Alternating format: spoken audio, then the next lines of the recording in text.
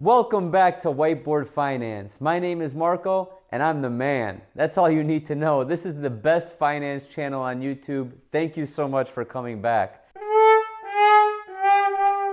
Today, Sears unfortunately filed for Chapter 11 bankruptcy, today being October 15th, Monday, October 15th. So Sears filed for bankruptcy protection from its creditors, marking the collapse of a company that absolutely dominated American retailing for much of the 20th century.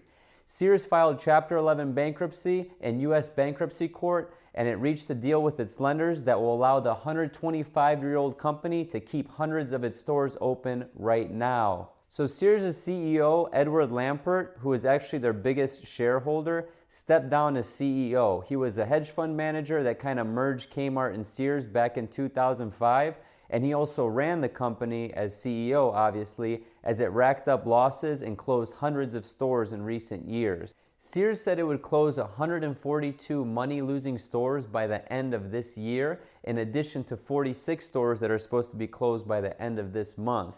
They also expect to have liquidation sales that are expected to begin shortly as well. So if you're looking for a brand new Kenmore washer or dryer or even a refrigerator, I'm sorry, I had to. Way too soon, way too soon.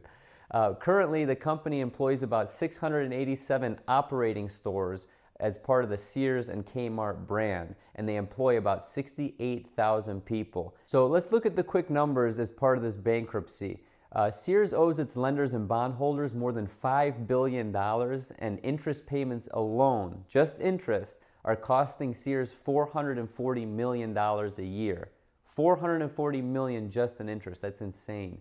So the bankruptcy filing came before Sears was required to repay $134 million in loans, which is actually later today on Monday at the time of this recording. So they did it strategically at this point, and they're trying to cut their losses as soon as possible.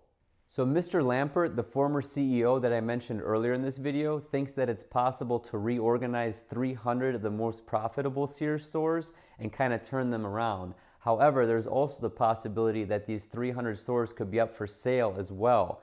I'm not sure if he means that all 300 are necessarily going to be on the market, but if it makes sense to sell them, I think he's going to sell them.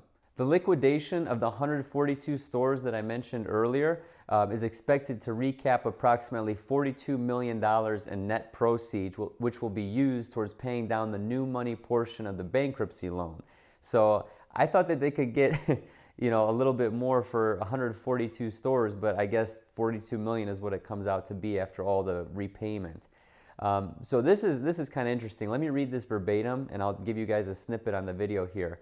While the company's current employees don't receive pension benefits, its retirees do. So anybody that's retired from Sears gets that pension benefit, which is insane. Sears paid more than $1 billion into its pension plans in the past 2 years.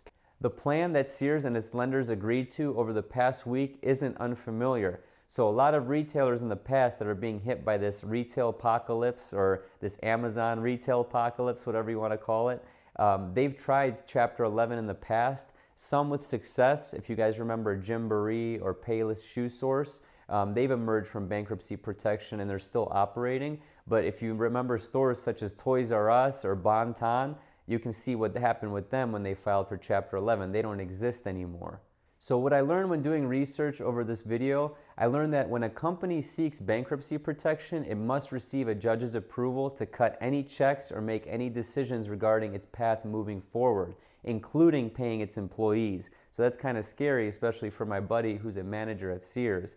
So utility bills and other standard operations procedures also fall under this category as well. So in addition, the company will likely seek immediate approval to begin using a bankruptcy loan to make these payments. So they have to use a loan to be able to even pay their employees, which in my mind feels like they're only digging a bigger hole for themselves. So is there an upside to all this madness for Sears? I don't know. I think that with this restructuring and kind of playing off the most profitable stores, maybe there's an opportunity there for them to cut down their overhead and run their business more profitably.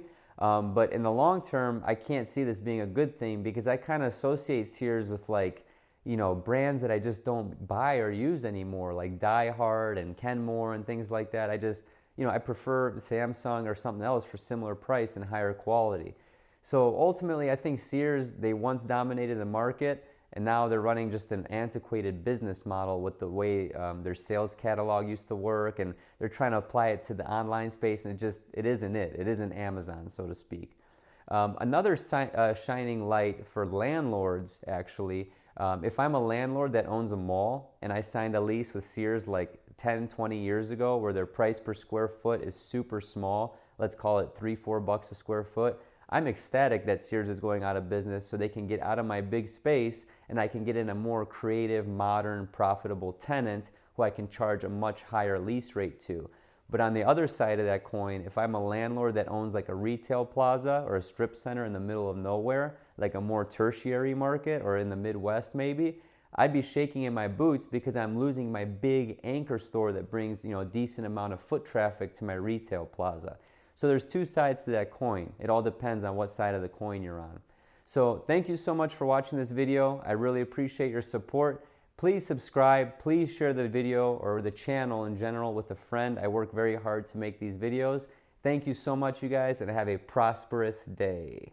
Shopping at Sears. Pfft. You think I bought this at Sears? This is made in Italy, bro. This hand stitched. They don't got this at Sears, bro. Huh.